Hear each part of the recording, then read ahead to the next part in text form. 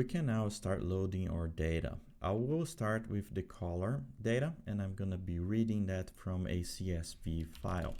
So to read the color data from a CSV file, we're going to be using the pandas read CSV function.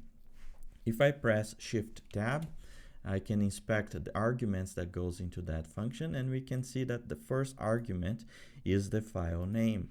So I'll start typing the file name or the path to my file, and after I type my folder name, I can press Tab, and it will show all the files that are contained in that folder. Of course, we're looking for the color.csv, so I'm going to go ahead and select that.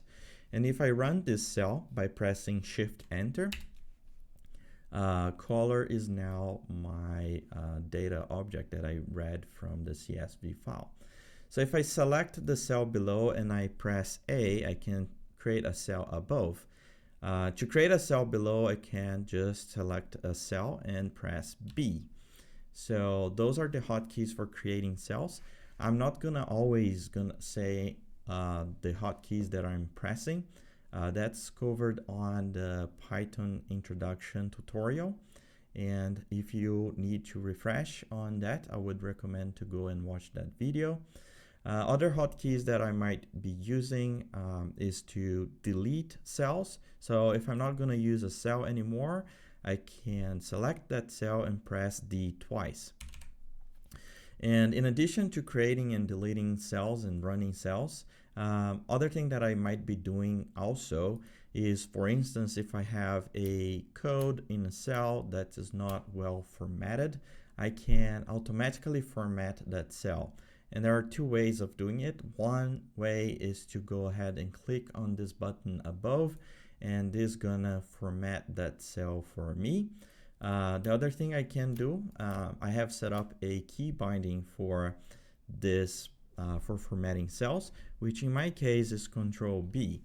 So if you see some cells being formatted automatically, that's what I'm doing. I'm pressing Control C.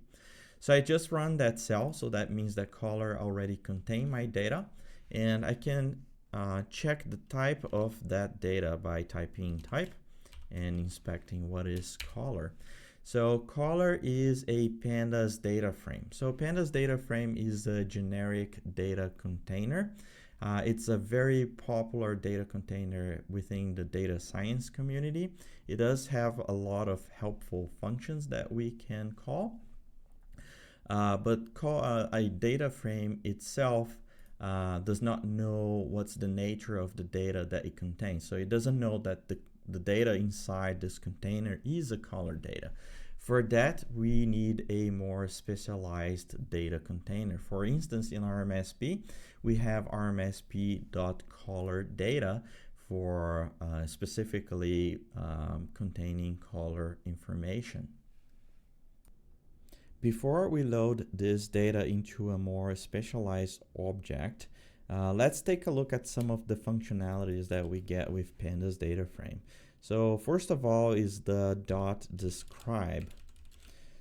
So the .describe gives us the summary statistics of all the columns inside this data frame.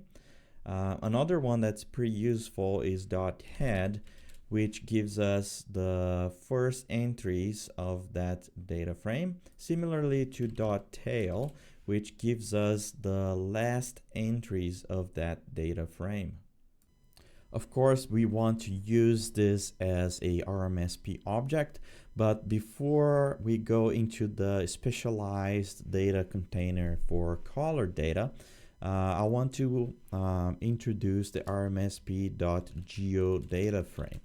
So the GeoDataFrame is the most basic data frame in RMSP, and it's the basis for all other data frames within RMSP. So I can quickly convert the color to be a GeoDataFrame just by providing it to the function. So if I look now, the type of color is a GeoDataFrame. So with GeoDataFrame, we have access to a lot more specialized functions implemented within RMSP. One of them would be, for instance, .histplot that we have access to. Of course, all the summary statistics and EDA is going to be covered on a separate tutorial, but I just wanted to show that we can load the data as a GeoDataFrame and already have access to some of the basic functionality. Another functionality that we have access right away when dealing with GeoDataFrame is some data inspection functions. So one of them is the check value, and then I can press tab, value range.